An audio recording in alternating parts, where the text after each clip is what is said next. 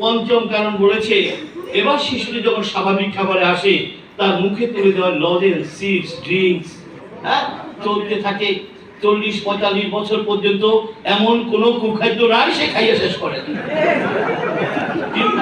ঠিক আছে, CFC, KFC, DFC, 10 KG মাংস, 10 প্যাকেট সিগারেট। আরে মিয়া কি বলে, আপনি ইয়াং বয়সে এক প্যাক খাইতে পারেন নাই, আমি পুরো গ্রাম সব খাই মানে।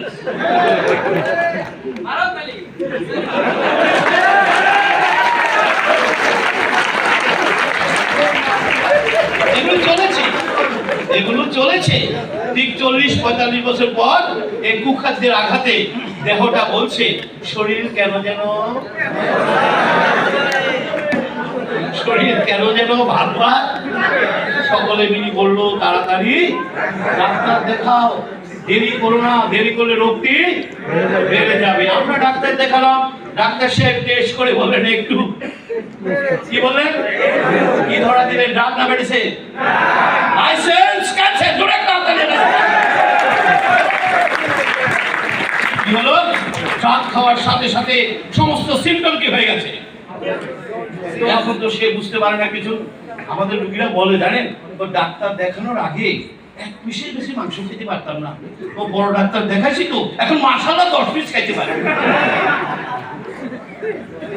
বলে না, মানে কি 15 পিস খেলে বুঝবেন না, কারণ ডেটের সাথে যোগাযোগ বন্ধ করে।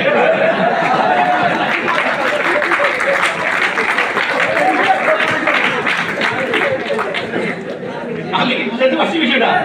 এই সর্বনাশ গুলো ড্রাগও খায়, খাবারও খায়, ড্রাগও খায়, এবং 8-10 বছর ড্রাগ খাওয়ার পরে এই মানুষগুলো আর স্বাভাবিক জীবনে ফেরত আসতে চূড়ান্ত অসুস্থ হয়ে পড়ে।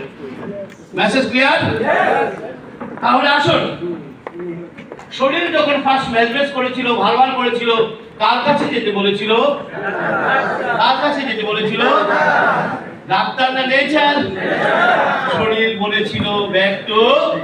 আপনার উত্তর সঠিক। ডাক্তার কেন জানেন? ওই চিকিৎসা বেনিয়ারা আমাকে ছোটবেলা থেকে শিখিয়েছে, অসুখ হলে ওষুধ খাও, অসুখ হলে ডাক্তার দেখাও, বাড়ির ঘাটে হাসপাতাল বানাও, ঘরে একটা ডাক্তার বানাও। আমাকে তো কখনো শিখায়নি প্রথম অসুস্থতা তুমি প্রকৃতির সাহায্য চাইবে, তোর একটা তাড়াতাড়ি চাই। এই কারণে আপনার উত্তরটা এসেছে ডাক্তার, কারণ এটা আপনাকে শিখানো হয়েছে। কেন শিখানো হয়েছে? ওই $1 বিলিয়ন বিজনেসের ইনপুট, তোর একটা তাড়াতাড়ি চাই, কষ্ট করে